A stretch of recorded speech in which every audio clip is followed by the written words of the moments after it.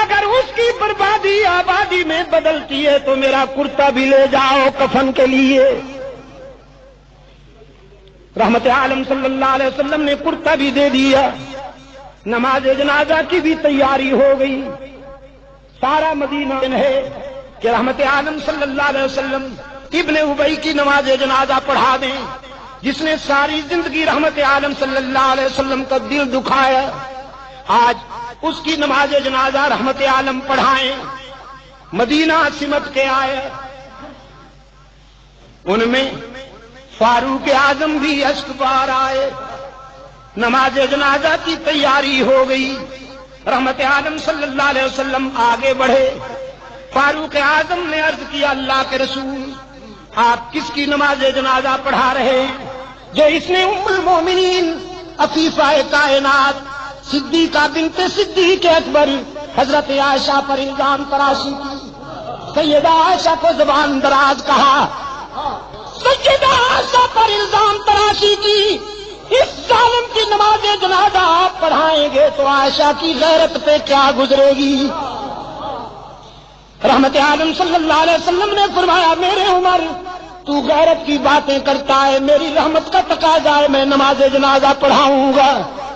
جواب فیصلہ کن تھا، عمر ہٹ گئے، نماز جنازہ ہو گئی اور جبرائیل امین پہنچ گئے۔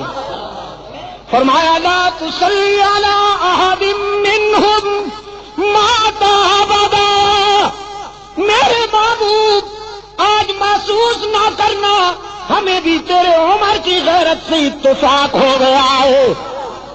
جن ظالموں کے سینے میں تیری عائشہ کا بغض ہو، جو عائشہ کو زبان دراز کہتے پھریں، جو صدیقہ کائنات پر تنقید کریں، ان کی نماز جنازہ آپ پڑھائیں۔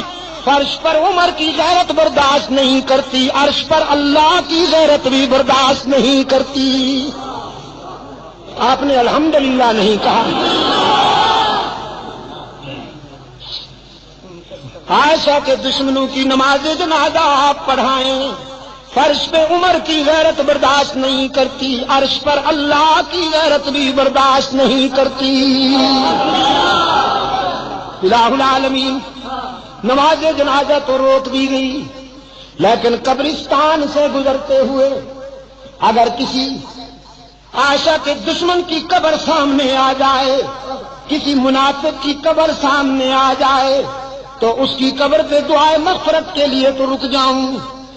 علیم بذات الصدور جانتا تھا کہ عمر کی غیرت یہ بھی برداشت نہیں کرے گی، لہذا قانون میں ایک پیراگراف کا اضافہ کر دیا، فرمایا ولا تقم علی قبری، ان کی نماز جنازہ پڑھانے کی بھی اجازت نہیں، ان کی قبر پہ کھڑے ہو کر دعائے مغفرت کرنے کی بھی اجازت نہیں، یہ ملعون ہیں، دل کے بیمار ہیں، تیری آبرو کے دشمن ہیں، ام المومنین پر تنقید کرتے ہیں، ان کی نماز جنازہ بھی نہ پڑھائیے، ان کے لیے مغفرت کی دعائیں بھی نہ مانگیے، بس انہیں میرے غضب کے حوالے کیجیے۔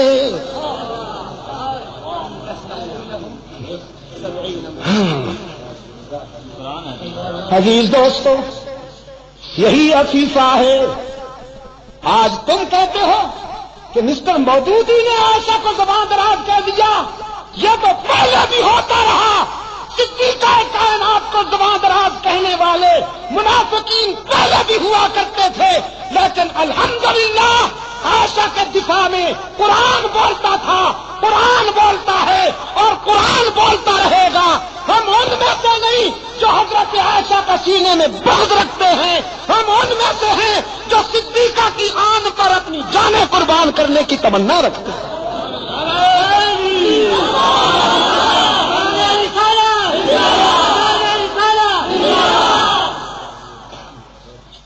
میرے عزیز دوستو، کسے خبر تھی کہ لے کر چراغ مصطفی، کسے خبر تھی کہ لے کر چراغ مصطفی جہاں میں آگ لگاتی پھرے گی گلابی، لیکن ٹپکتی ہے اداؤں سے، برستی ہے نگاہوں سے۔ عداوت کون کہتا ہے کہ پہچانی نہیں جاتی، بہت چھپایا اپنے آپ کو، بہت ٹائٹل ہی ایسا رکھا کہ لوگ پھنسے، ٹائٹل ہی ایسا رکھا کہ لوگ بیچارے پھنستے جائیں، لیکن چوری پکڑی جاتی ہے، بالآخر چوری پکڑی جاتی ہے۔ میرے عزیز دوستوں، صدیقہ کائنات پر ابن ابی کے گروپ نے الزام تراشی کی، بدزبانی کی۔ بنو المصطلق کے غزوہ سے واپسی پر سرکار دو عالم صلی اللہ علیہ وسلم مجروح خاطر ہیں۔ حضرت عائشہ فرماتی ہیں میرے آقا گھر تشریف لائے، چہرے پہ حزن و ملال کا تاثر جھلک رہا ہے۔ میں نے سلام عرض کیا تو آقا نے کوئی جواب نہ دیا۔ میرے دل کی دنیا پہ قیامت ٹوٹ گئی، تڑپ کر دوسرے رخ پہ آئی، پھر سلام عرض کیا۔ رحمت عالم صلی اللہ علیہ وسلم نے چہرہ پھر پھیر لیا، اور حضور کا چہرہ پھرنا کوئی معمولی حادثہ تو نہیں دوستو، دونوں جہاں اس سے پھرے جس سے پھری تیری نظر، دونوں جہاں اس سے پھرے جس سے پھری تیری نظر۔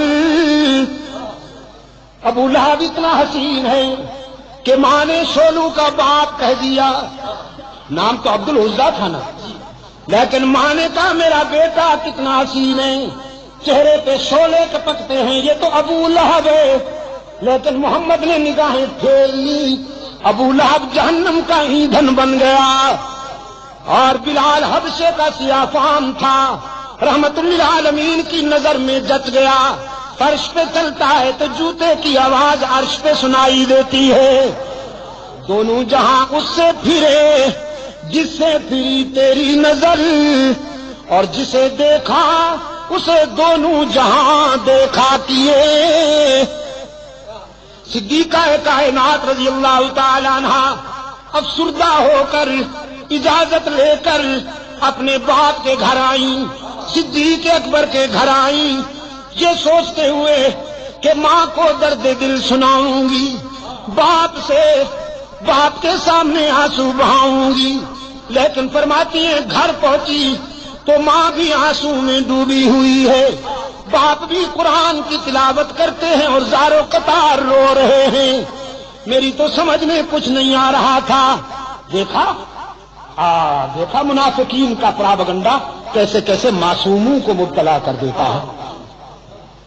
فرماتی ہیں سمجھ میں کچھ نہیں آ رہا تھا کہ میرے گھر کیا قیامت ٹوٹ گئی۔ یہ تو ام مصطح کی زبانی پتہ چلا کہ عائشہ کتنی بھولی ہے تو، تیرے خلاف تو مستقل محاذ بن چکا ہے، مستقل محاذ بن چکا ہے۔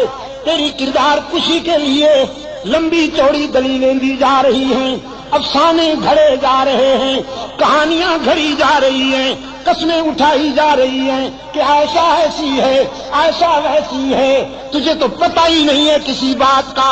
فرماتی ہے میں اس قدر متاثر ہوئی کہ بے ساختہ بخار میں مبتلا ہو گئی، گھر کے اس کونے میں چلی گئی مصلی اٹھا کر جہاں مکمل اندھیرا تھا، تنہائی تھی۔ ماں نے گھبرائی ہوئی بیٹی کو مصلی اٹھا کر جاتے دیکھا، سوچا کہیں جان سے نہ مار ڈالے خود کو، پوچھا بیٹی کہاں جاتی ہو؟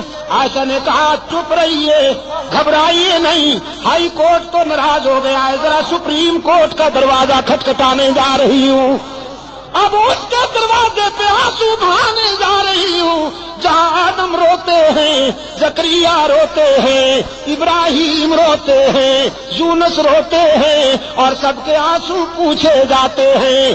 آج اس کے محبوب کی عائشہ بھی آنسو کا نذرانہ لے کر جا رہی ہے، اللہ کی عدالت میں اپیل کرنے جا رہی ہوں، میرے معبود میرے کردار کو کوئی اور جانے یا نہ جانے، لیکن تو میرے کردار کو بھی جانتا ہے، افکار کو بھی جانتا ہے۔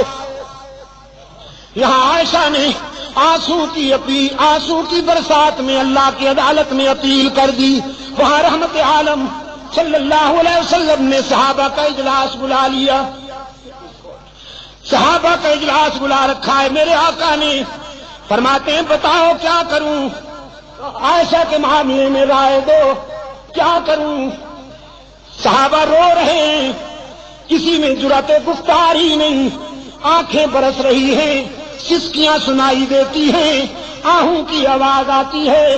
رحمت عالم فرماتے ہیں بولو نا، عائشہ کے معاملے میں کیا کروں، لوگ ایسی ویسی باتیں کر رہے ہیں۔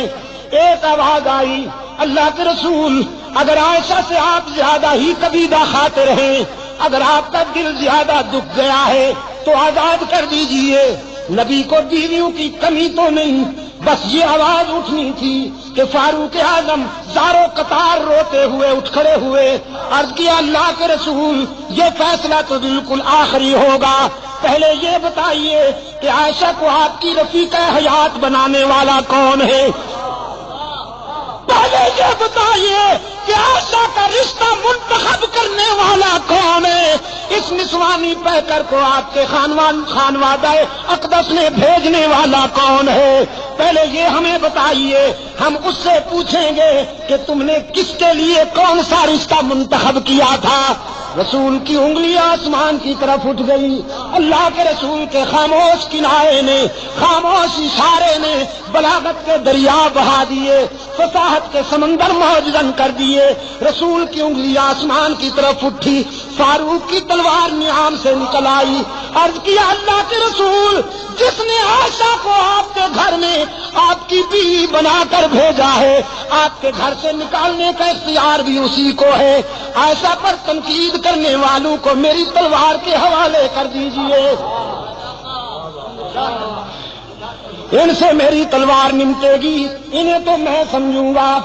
رحمت عالم صلی اللہ علیہ وسلم کی آنکھوں میں آنسو تھے، لبوں پہ مسکراہٹ چمک گئی، فرمایا جزاک اللہ ابن خطاب، جزاک اللہ، تو نے میرے دل کی گرانیاں دور کر دی، تو نے میرے ذہن کی گرانیاں دور کر دی، جزاک اللہ میرے عمر۔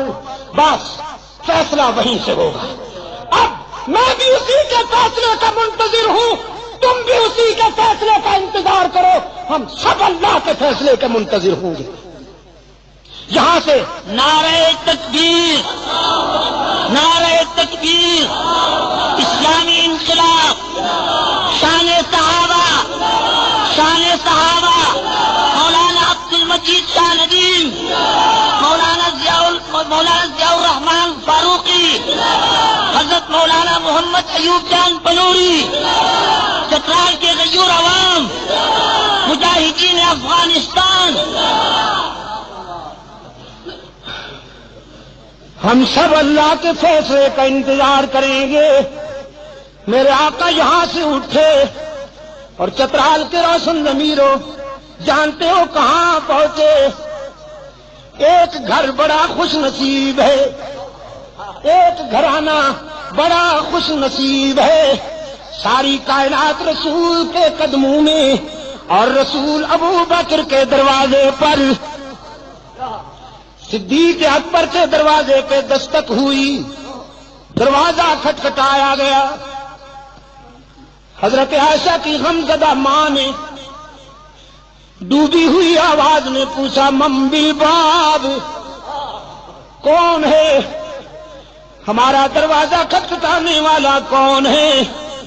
بس چھوڑ دو ہمیں اپنے حال پر، ہمیں کیوں ستاتے ہو، ہمیں کیوں تڑپاتے ہو، ہمیں اپنے حال پہ رہنے دو۔ باہر سے کوثر و تسنیم میں دھلی ہوئی آواز بلند ہوئی، ابو بکر کے گھر والوں دروازہ کھولو نا، تمہارے دروازے پہ آسمان رسالت کا سراج منیر آیا ہے، عبداللہ کا یتیم آیا ہے، محمد عربی آئے ہیں، دوڑتی ہوئی آئی ہے۔ حضرت عائشہ کی والدہ دروازہ کھولا، رحمت عالم صلی اللہ علیہ وسلم کو دروازے پہ موجود پایا، عرض کیا اللہ کے رسول آپ، صبح صادق طلوع ہو گئی، شام غم کو سویرا مل گیا۔ رحمت عالم صلی اللہ علیہ وسلم نے فرمایا باقی باتیں بعد میں، پہلے یہ بتاؤ میری عائشہ کہاں ہے، عائشہ کہاں ہے؟ اور حضرت عائشہ فرماتی ہیں میں اپنی والدہ اور اپنے آقا کے الفاظ سن رہی ہوں، میرے دل نے تقاضا کیا کہ اٹھوں اور دامن رسول سے چمٹ کر جی بھر کے رو لوں۔ سارے دل کا بوجھ اتار دوں، لیکن پھر میرے ضمیر نے میرے قدم روک لیے۔ کہاں جاتی ہو؟ جس کی عدالت میں اپیل کی ہے، ذرا وہاں سے فیصلہ تو ہو لینے دو۔ اس کی عدالت کو چھوڑ کر یہ سچ ہے کہ آج تیرے در پہ تیرا محبوب آیا ہے، لیکن اس عدالت کو چھوڑ کر کہاں جاؤ گی؟ ماں نے عرض کیا اللہ کے رسول، میری بیٹی تو اسی دن سے آنسو میں ڈوب چکی ہے، بولتی بھی نہیں، کسی بات کا جواب بھی نہیں دیتی، مصلی پہ سجدے میں روتی رہتی ہے۔ رحمت عالم صلی اللہ علیہ وسلم قریب آئے، عرض فرمانے لگے عائشہ آج اپنی صفائی میں جو کچھ کہنا چاہتی ہو کہو، سننے کے لیے آیا ہوں۔ حضرت عائشہ